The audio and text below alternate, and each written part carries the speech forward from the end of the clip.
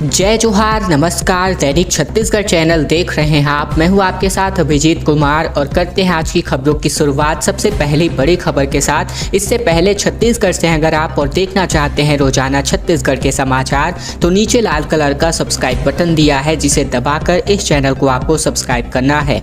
शुरुआत करते हैं पहली बड़ी खबर के साथ। खाद की ओवर रेटिंग पर भड़के मुख्यमंत्री भूपेश, अफसरों को कार्यवाही का निर्देश जारी किया। केंद्र सरकार को नियमित आपूर्ति के लिए पत्र लिखने को भी कहा।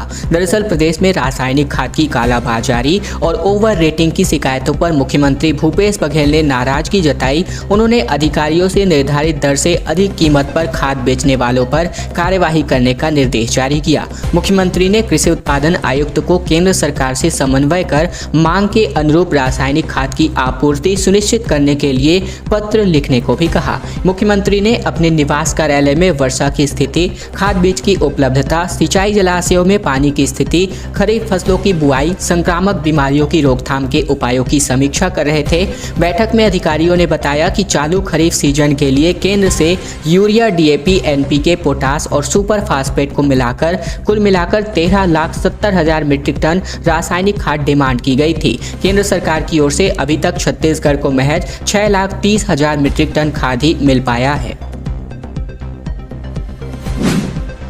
मुख्यमंत्री ने किसान भाइयों से फसल का बीमा कराने की अपील। कहा, अब तक 1063 करोड़ की बीमा दावा राशि का हुआ है भुगतान। दरअसल मुख्यमंत्री भूपेश बघेल ने प्रदेश के सभी किसान भाइयों से अपनी खरीफ और उद्यानिकी फसलों का बीमा कराने की अपील की है। मुख्यमंत्री ने किसान भाइयों के नाम जारी अपनी अपील में कहा कि मौसम की अनिश्चितता और स्थानीय प्राकृतिक आपदा की स्थिति में किसानों की आय बनी रहे, इसीलिए फसलों का बीमित कराना जरूरी होता है। शासन द्वारा किसान भाइयों को फसल बीमा की सुविधा प्रीमियम राशि पर उपलब्ध कराई जा रही है। खरीफ फसलों की बीमा के लिए किसान भाइयों को प्रीमियम राशि का 2% और उद्यानिकी फसलों के बीमा के लिए प्रीमियम राशि का 5% अंशदान के रूप में देना होता है। किसान भाई थोड़ी सी रुचि और थोड़ी सी राशि जमा कर अपनी फसलों का बीमा कराकर बड़े जोखिम से बच सकते हैं। इसके अलावा बात करें तो प्राकृतिक आपदा एवं मौसम की अनिश्चितता के चलते होने वाली फसल हानि, उत्पादन में कमी की भरपाई मिलने वाली बीमा राशि से हो जाती है। ऐसे में प्रधानमंत्री फसल बीमा के योजना के अंतर्गत किसान धान, सिंचित एवं असिंचित अरहर, मूंग, उड़द, मक्का एवं उद्यानिकी फसलों का बीमा 15 जुलाई तक करा सकते हैं। और हमारी भी अपील रहेगी हमारे किसान भाइयों से कि अपनी फसल का बीमा अवश्य रूप से करा ले। छत्तीसगढ़ आंध्र प्रदेश हाईवे पर बोट से रेस्क्यू किया जा रहा है। बीजापुर सुकमा से गांवों में संपर्क पूरी तरीके से टूट चुका है। सीआरपीएफ कैंप तक पहुंच चुका है पानी। धमतरी में बुजुर्ग एक नाले में बह गया। दरअसल छत्तीसगढ़ के कई जिलों में बारिश का कहर बनकर बरस रही है। ऐसे में छत्तीसगढ़ बस्तर में लगातार बारिश की वजह से बीजापुर, कांकेर और सुकमा से गांवों का संपर्क टूटता नजर आ रहा है। सीआरपीएफ कैंप तक डूबने के कगार पर है। धमतरी में बारिश का पानी सड़क से लेकर के थाने तक भर गया है। इस दौरान एक वृद्ध भी बरसाती नाले में बह गया। दूसरी ओर आंध्र प्रदेश और तेलंगाना में बारिश की वजह से गोदावरी नदी उफान पर है। बैक वाटर से अब सबरी नदी का जलस्तर भी बढ़ रहा है। ऐसे में अब बात करें तो 10 दिनों तक लगातार हो रही बारिश के कारण नदी नाले उफान पर आ गए हैं। इसके चलते मिंगाचल स्थित सीआरपीएफ 229 बटालियन कैंप डूबने के कगार पर है। मिंगाचल नदी का पानी लगातार बढ़ रहा है तो वहीं कई गांवों से संपर्क जिला मुख्यालय से कट चुका है।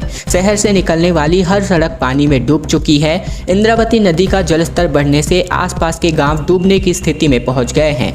नदी पार लोगों को राशन की समस्याओं से जूझना भी पड़ रहा है। छत्तीसगढ़ के स्कूलों में अब हर महीने परीक्षा होगी। सत्र में 6 बार टेस्ट होगा, उसके बाद तिमाही, 6 माही और फिर वार्षिक परीक्षा का आयोजन होगा।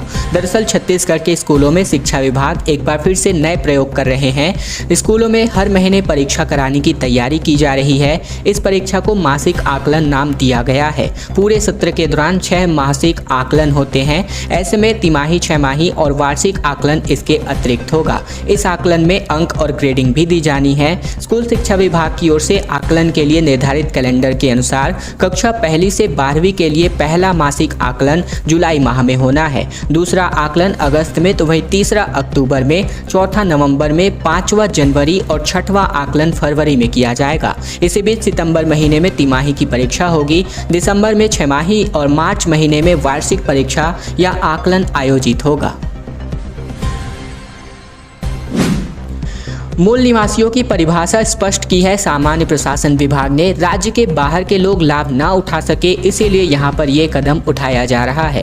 राज्य सरकार के सामान्य प्रशासन विभाग ने स्थानीय निवासियों की परिभाषा स्पष्ट की है।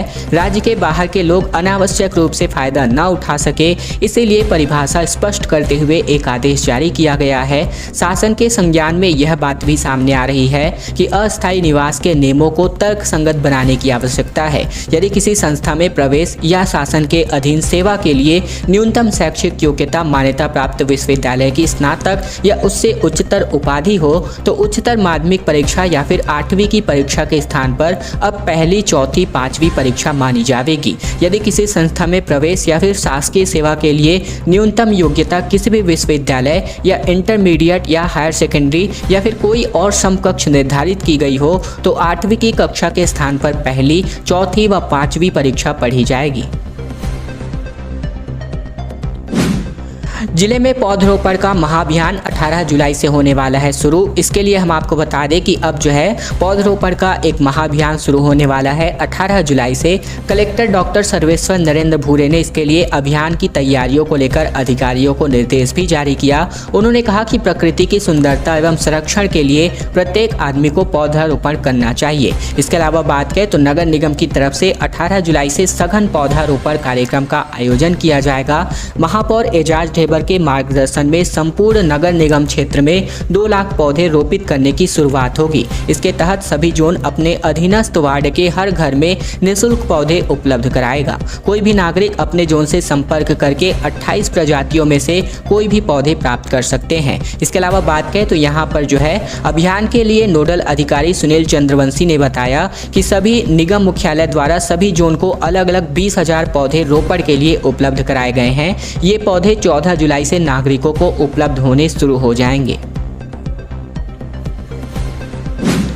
छत्तीसगढ़ हाई कोर्ट ने कहा कि पति की मौत के बाद ससुराल से निकाली गई महिला का ऐसा दावा जायज है जिसमें विधवा को ससुर से भी भरण पोषण का हक मिलने वाला है। दरअसल अब विधवा महिला अपने ससुराल वालों से भी भरण पोषण को लेकर के दावा कर सकती है। अभी तक हिंदू विवाह अधिनियम में इसे लेकर के कोई भी स्पष्ट प्रावधान नहीं था। इसे लेकर के अब छत्तीसगढ़ हाई कोर्ट ने महत्वपूर्ण आदेश जारी किया है।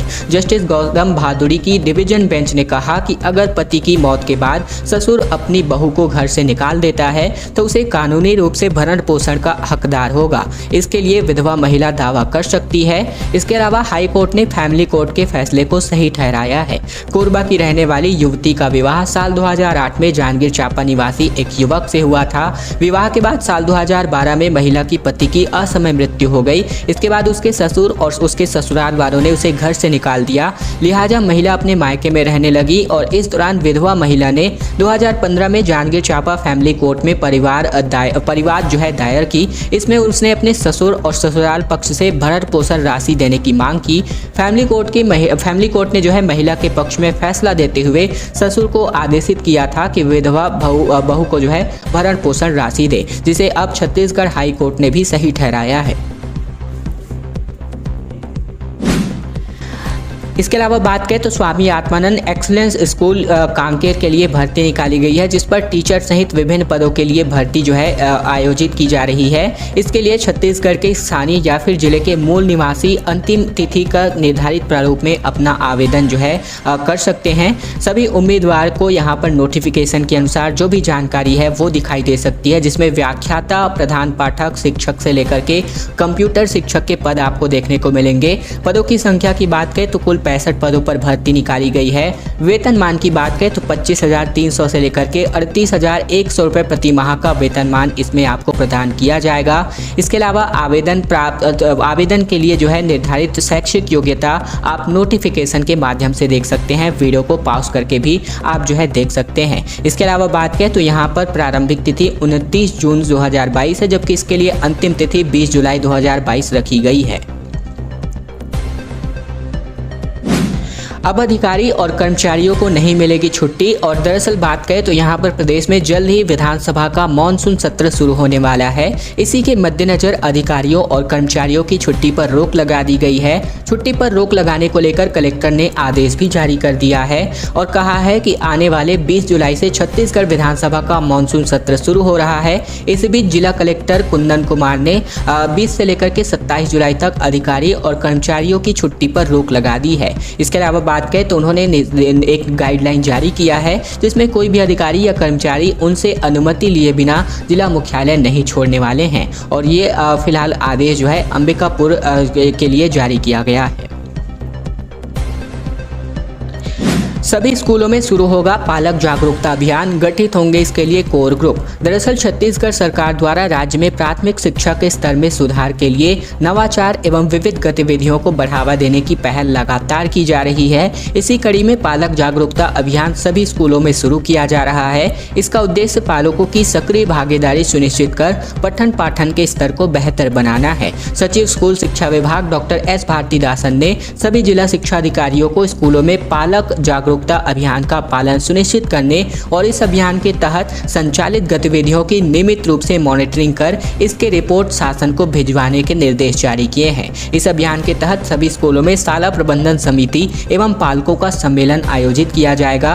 पालकों को बच्चों की शिक्षा पर विशेष ध्यान देने, नियमित स्कूल आने, बच्चों की पढ़ाई लिखाई के संबंध में चर्चा करने के लिए प्रेरित एवं प्रोत्साहित किया जाएगा। इस अभियान के तहत बच्चों की पढ़ाई में ध्यान देने के लिए नवीन तरीकों को प्रयोग में लाने के बारे में भी राय मशवरा तथा सक्रिय पालकों की मदद से अन्य पालकों को भी स्कूलों एवं स्कूल के बच्चों की शिक्षा से जोड़कर सक्रिय जिम्मेदारी दी जाएगी।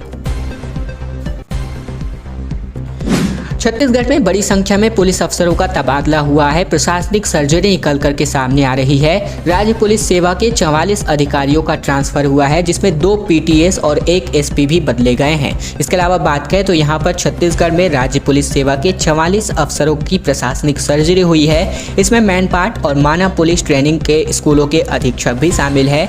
PTS police training school Mainpat के एसपी रवि कुमार कुर्रे को आईजी सरगुजा के कार्यालय में सहायक पुलिस महानिरीक्षक पद पर तैनाती दी गई है। वहीं पीटीएस माना की एसपी रही राजश्री मिश्रा को छत्तीसगढ़ सशस्त्र बल की 13वीं बटालियन का उप सेनानी बनाकर कोरबा भेजा जा रहा है। गुरु पूर्णिमा पर अचानक बिलासपुर पहुंचे मुख्यमंत्री, अनुरागी धाम में की पूजा अर्चना। बोले हिंदुस्तान ने पूरी दुनिया को आलोकित किया, नफरत और हिंसा का कोई स्थान नहीं। बिलासपुर में मुख्यमंत्री भूपेश बघेल ने प्रधानमंत्री मोदी पर तंज कसते हुए केंद्र सरकार पर निशाना साधा है। उन्होंने कहा कि हिंदुस्तान के ज्ञान का इतिहास पुराना है, जिससे पूरी दुनिया आलोकित हो रही है, लेकिन इसके बाद भी कुछ लोग जो विश्व गुरु बनने का शौक पाले हुए हैं वह गलत है। दरअसल बिलासपुर में गुरु पूर्णिमा पर्व पर महाराणा प्रताप चौक स्थित अनुरागी धाम निजी कार्यक्रम में शामिल होने मुख्यमंत्री भूपेश बघेल पहुंचे थे। वहां मीडिया से बातचीत करते हुए प्रदेशवासियों को गुरु पूर्णिमा की शुभकामनाएं दी। उन्होंने भारत को विश्व गुरु बनाने के सवाल पर प्रधानमंत्री नरेंद्र मोदी पर निशाना साधा और कहा कि हिंदुस्तान के ज्ञान से पूरी दुनिया आलोकित हो रही है। आध्यात्मिक क्षेत्र में भारत का कोई सानी नहीं है। यहाँ ऋषि मुनियों ने जो तपस्या की है और ज्ञान अर्जित कर समाज को दिया है, उसे हिंदुस्तान के साथ ही पूरी दुनिया जानती है। इसका दुनिया में कोई मुकाबला नहीं है। छत्तीसगढ़ के नेता को आदिवासी कांग्रेस में एक जिम्मेदारी सौंप दी गई है। दीपक बैज को राष्ट्रीय उपाध्यक्ष बनाया गया है। महाराष्ट्र के विधायक शिवाजी राव मोघे अध्यक्ष होने वाले हैं। बस्तर सांसद दीपक बैज को छत्तीसगढ़ कांग्रेस ने जन्मदिन से पहले एक बड़ी जिम्मेदारी दी है। उन्हें अखिल भारतीय आदिवासी कांग्रेस का राष्ट्रीय उपाध्यक्ष नियुक्त किया जा चुका है। संगठन में अध्यक्ष की जिम्मेदारी महाराष्ट्र के विदर्भ के आदिवासी नेता और विधायक शिवाजी राव मोघे को दे दी गई है। कांग्रेस के राष्ट्रीय महासचिव KC वेणुगोपाल ने बुधवार को इस बार की जानकारी दी है। दीपक बैज छत्तीसगढ़ की बस्तर संसदीय सीट से सांसद हैं। 2019 के आम चुनाव में उन्होंने बड़े